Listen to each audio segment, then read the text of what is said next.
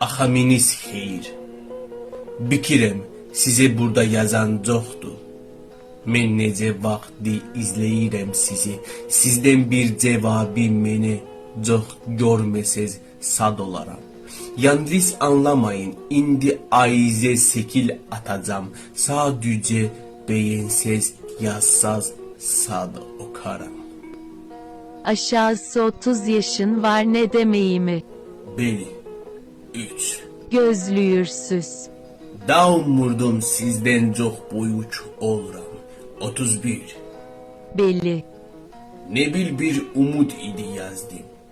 Sağ olun. Siz sac olun.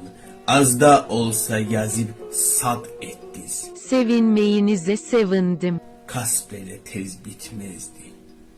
Burt siz.